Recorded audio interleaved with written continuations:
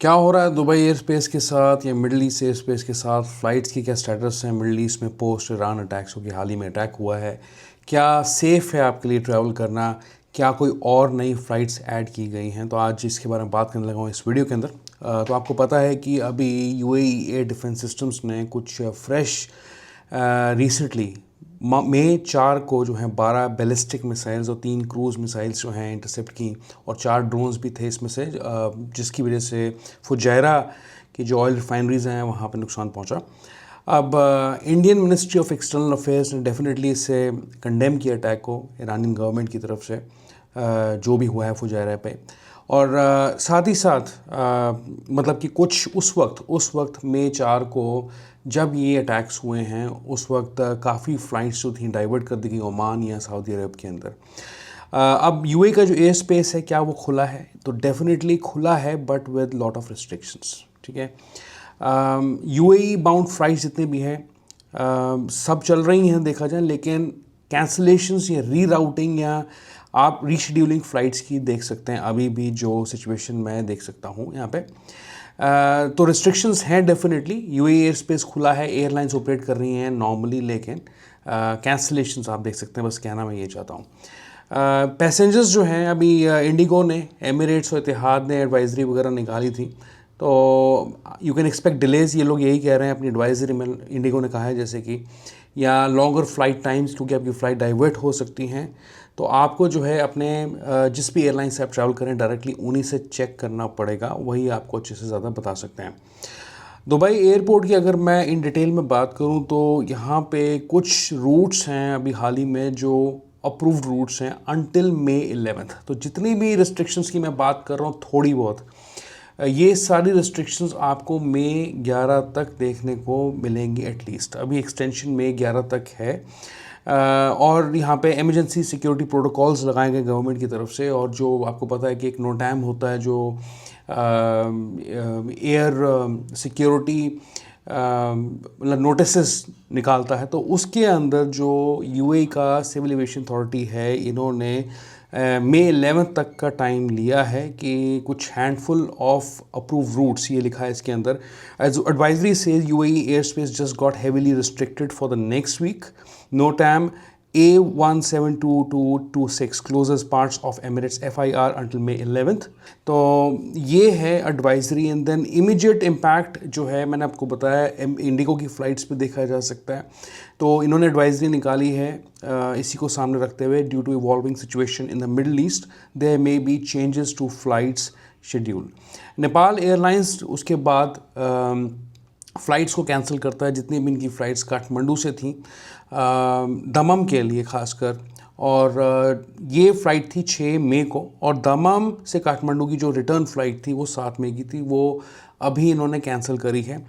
साथ ही साथ केएलएम ने भी थोड़े जो अपने मिडल ईस्ट के ऑपरेशंस हैं उन्हें सस्पेंड रखा हुआ, एक्सटेंड किया आगे, दुबई के हो गए, रियाद के हो गए, या दमम के हो गए सऊदी अरेबिया में, until mid of June. Okay, तो ये हैं पहली बात तो कुछ अपडेट्स। और इसके बाद जो और बजट कैरियर एयरलाइंस हैं इनकी बात करते हैं। फ्लाई दुबई हो गया या एयर अरेबिया हो गया, इनकी जो फ़्लाइट्स हैं पीछे कैंसिल हुई थी अप्रैल 15 के आसपास, कंबाइंड इन्होंने 30 फ़्लाइट्स कैंसिल करी थी in the month of April. हम बात करें अब मई की, डेफिनेटली तो फ़्लाइट्स जो हैं इनकी शेड्यूल पे तो हैं, कैंसलेशंस भी कम हैं, पर रूट के सस्पेंशंस आप नोटिस कर सकते हैं because of the recent attacks, या अंटिल मई 11 तक। एयर अरेबिया की बात करूं, इन्होंने अभी हाल ही में इनाग्रल फ़्लाइट्स शुरू करी मई 1 को जॉर्डन अमान के लिए। वैसे देखा जाए they're operating as per their schedule, कोई एयर स्पेस रिलेटेड रिस्ट्रिक्शंस इनके केस में नहीं थे, लेकिन अभी मई 11 तक आपको एयरलाइंस को डायरेक्टली रीच आउट करना पड़ेगा अगर कोई फ़्लाइट में चेंजेस हैं आपके शेड्यूल में। Okay, Wizz Air Abu Dhabi की बात करें, that is also running normally before May 4 आप कह लीजिए, that was also running normally, कोई कैंसलेशंस नहीं था ड्यू टू रीजनल सिचुएशन जो भी बनी हुई है मिडल ईस्ट के अंदर। तो ये है बात दुबई एयर स्पेस की, यूएई एयर स्पेस की या फ़्लाइट्स की। तो आपको एयरलाइंस को ही कांटेक्ट करना है, ये बस मैं कहना चाहता हूँ। आगे अगर हम और एयरपोर्ट्स की मिडल ईस्ट में बात करें तो कतर एयरवेज़ की अगर मैं बात करूँ, सॉरी कतर एयरपोर्ट की मैं बात करूँ, हमाद इंटरनेशनल एयरपोर्ट, तो यहाँ पे जो इनके ऑपरेशंस हैं स्मूथ हैं वैसे। ओकेजनल थोड़े डिलेज आपको यहाँ पे इनके केस में देखने को मिल सकते हैं, जो कि नॉर्मल है इनके केस में अभी फ़िलहाल। सऊदी अरेबिया के केस में कोई भी मेजर डिसरप्शन यहाँ पे फ़्लाइट्स के अंदर नहीं है। थोड़ा कंजेशन जो है पॉसिबल है, क्योंकि उम्रा का भी ट्रैफिक जो है बीच में शुरू हो जाता है, सीजनल होता है वो, तो वो आप देख सकते हैं, विटनेस कर सकते हैं। ओमान की बात करूँ, कोई रिपोर्ट इनकी तरफ से नहीं है, सब कुछ नॉर्मल है। बहरीन की बात करूँ, that is also running smoothly. Kuwait airport की बात करूँ, यहाँ पर भी कोई डिस्ट्रप्शंस कुवैत एयरपोर्ट की तरफ से नहीं। इनफैक्ट ये लोग कोई भी मतलब रीजनल शटडाउन इनके केस में नहीं है, पूरी तरीके से फुली फंक्शनल इस वक्त एयरपोर्ट देखा जा सकता है। They prepared to open fully actually, not exactly, अभी भी मतलब लिमिटेड ऑपरेशंस हैं, बट अब जो है they are actually now prepared to open the air space fully. लेकिन अभी ये जो ईरान ने अटैक करा है बीच में, इसकी वजह से कोई डिसीजन मेकिंग में उनके कोई चेंजेस आता है, दैट्स अ डिफरेंट स्टोरी। लेकिन अभी तक कोई ऐसा अपडेट नहीं है इनकी तरफ से। Everything is running business as usual with typical minor delays, ये आप एक्सपेक्ट कर सकते हैं। अब आगे मैं 1 मिनट के लिए अगर एयर इंडिया या इंडियन कैरियर्स की बात करूं, तो एयर इंडिया केस में क्या है कि जुलाई के मंथ में थ्रू आउट जुलाई के मंथ में आप इनका जो फ्लाइट ऑपरेशंस है रिड्यूस कैपेसिटी में देख सकते हैं, बिकॉज ये लोग ये क्लेम कर रहे हैं कि जेट फ्यूल की जो प्राइसेस हैं हाई होने की वजह से या एयर स्पेस रिस्ट्रिक्शंस की वजह से काफ़ी जो रूट्स हैं इस पे इनको डिफ़िकल्टी हो रही है ऑपरेट करने में, क्योंकि जहाँ पे अगर कोई सिंपल रूट है वहाँ पे भी रीराउटिंग हो रही है तो फ्यूल ज़्यादा लग रहा है, तो वैसे एक्सपेंसिव पड़ रहा है। और जो एक्सपेंसिव हैं रूट्स, जो लॉन्ग हॉल फ्लाइट्स हैं, वो तो एक्सपेंसिव हैं ही हैं। तो इनकी तरफ से ये हो सकता है कि they could effect up to 100 flights a day, ऐसा हो सकता है जुलाई के महीने के अंदर, जो ये प्रेडिक्ट कर रहे हैं, जो एयर इंडिया खुद कह रहा है ये चीज़। अकासा एयर की अगर बात करें, they are normally operating flights to and from Jeddah, Ahmedabad, Bangalore, Mumbai, Kochi, Kozhikode की फ़्लाइट्स हैं, और अबू धाबी की फ़्लाइट्स को भी रिज्यूम करने का ये सोच रहे हैं। लेकिन अब ये रीसेंट अटैक्स की वजह से हो सकता है कि चीज़ें और आगे डिले हों। एमिरेट्स की बात करूँ, एमिरेट्स क्लेम कर रहे हैं कि उन्होंने 96% के हिसाब से अपने जो ग्लोबल नेटवर्क है उसे शुरू कर दिया है, और इस वक्त 137 डेस्टिनेशंस पे लोग 72 countries across Americas, Europe, Africa हो गया, वेस्ट एशिया और मिडल ईस्ट, जीसीसी कंट्रीज़ की अगर मैं बात करूं, तो फ़्लाइट्स इनकी डिसरप्टेड नहीं है। लेकिन आपको एयरलाइंस को अभी भी कांटेक्ट ज़रूर करना है, जो भी रिसेंट डेवलपमेंट्स हो रही हैं उसको सामने रखते हुए। एतिहाद एयरवेज की फ़्लाइट्स आप बुक कर सकते हैं। इनके जो ऑपरेशंस हैं लिमिटेड तो हैं, लेकिन अब इन्होंने फ़्लाइट फ्रिक्वेंसीज जो हैं they are flying to 80 destinations हैं, 80+ डेस्टिनेशंस, तो डायरेक्टली इनकी वेबसाइट पे जाके ही फ़्लाइट्स को बुक करें।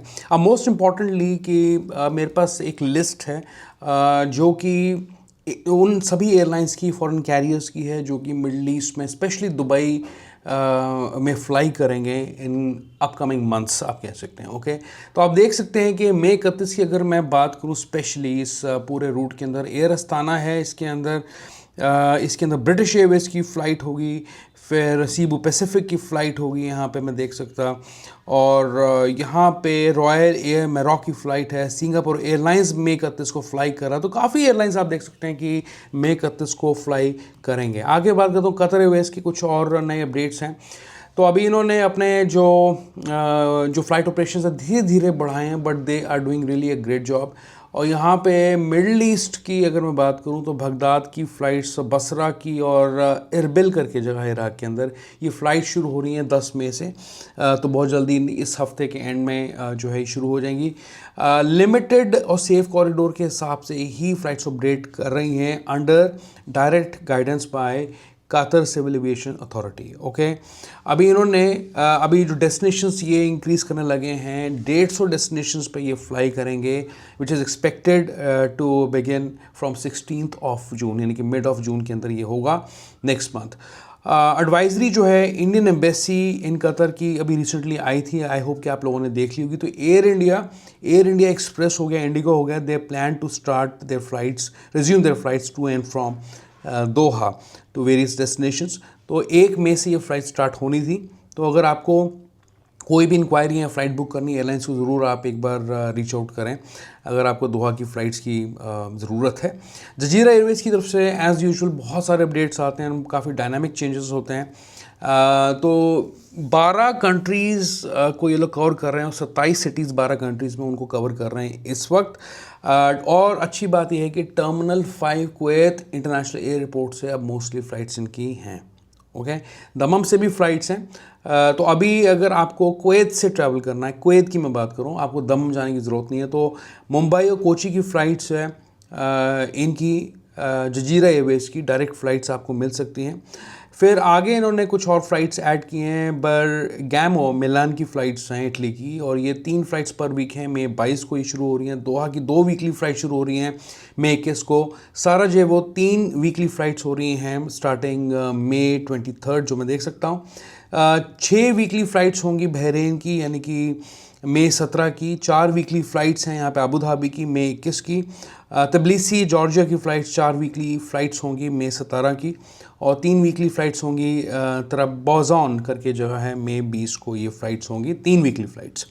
फिर आगे देखिए और डेस्टिनेशंस को ऐड किए इन्होंने। सबिया इस्तांबुल की 3 वीकली फ़्लाइट्स होंगी मई 19 को स्टार्ट हो रही हैं। बाकू की 2 वीकली फ़्लाइट्स हैं मई 19 को स्टार्ट हो रही हैं। फिर हेल की 3 वीकली फ़्लाइट्स हैं, ये हो रही है मई 18 को स्टार्ट। अल एन की, यानी यूएई के अंदर जो अल एन पड़ता है, 3 वीकली फ़्लाइट्स होंगी स्टार्टिंग मई 21। तो इस महीने काफ़ी फ़्लाइट्स हैं इनकी। अब बाकी आप फ़्लाइट्स जैसे मैंने आपको पहले बताया, मुंबई, इस्लामाबाद और कोलंबो की फ़्लाइट्स भी आप कुवैत से आप बुक कर सकते हैं। दमम से जाने की ज़रूरत नहीं है। कुवैत से जजीरा एयरवेज़ की फ़्लाइट आपको डायरेक्ट फ़्लाइट्स मिल जाएंगी। पर एक इंपॉर्टेंट एडवाइजरी इनकी तरफ से यहाँ पे ये है समझने वाली कि आपको डायरेक्टली टर्मिनल 5 कुवैत एयरपोर्ट पे नहीं जाना है। आपका जो पहला रिपोर्टिंग पॉइंट होगा, अगर आप अपने घर से या अपनी सिटी से चलते हैं, आपको जाना जजीरा पार्क एंड फ्लाई। ओके, यहाँ पे असेंबलिंग होगी आपकी, और 4 घंटे पहले आपके जो चेक इन्स हैं स्टार्ट हो जाएंगे। और जजीरा पार्क एंड फ्लाई से आपको बस ट्रांसफ़र मिलेगा जजीरा पार्क से टर्मिनल 5 का। तो आप बाद में टर्मिनल 5 जाएंगे, डायरेक्टली आपको टर्मिनल 5 नहीं जाना, नहीं तो चेक इन आप मिस कर सकते हैं अपना। ओके, तो ध्यान रखें इस बात का। बाकी फ़्लाइट्स जो है दमम की, पासपोर्ट डिटेल्स, एक चीज़ और इम्पॉर्टेंट एडवाइजरी है कि जितने भी पासपोर्ट की आपकी डिटेल्स हैं, आपकी फ़्लाइट अगर इनकी तरफ इनके साथ बुकड है, इनकी ऐप पे जाके आप अपने पासपोर्ट की डिटेल्स को अपलोड कर दें। Then you proceed to Mishrif fair ground, जहाँ पे आपके 3 घंटे पहले चेक इन शुरू हो जाते हैं, और आपकी बस वहाँ से चलती है दमम के लिए, अगर दमम से फ़्लाइट है जजीरा एयरवेज़ का, अगर आपने कुछ ऐसा बुक करा हुआ है। तो ये थे कुछ तमाम अपडेट्स आज की इस वीडियो के अंदर। मैं काफ़ी टाइम से वीडियोस नहीं बना पा रहा हूँ। अभी पीछे मलेशिया गया था, उसकी वजह से पहले ट्रैवल कर रहा था, then I was not keeping well, so I am still under doctor's treatment. तो आज बड़ी मुश्किल से मैंने कुछ फ़्लाइट अपडेट्स इकट्ठे करके फाइनली वीडियो को बनाया है। तो आई होप कि और मेरी जो वीडियो की फ्रिक्वेंसी है आगे आने वाले टाइम में बढ़ जाएगी। तो अब तक के लिए इस वीडियो में यही अपडेट्स है। इस नए अपडेट को शेयर करते हैं, वीडियो को लाइक करें, चैनल को सब्सक्राइब करें। इसके बाद देखते हैं क्या डेवलपमेंट बनती है मई 11 के बाद। Goodbye, take care.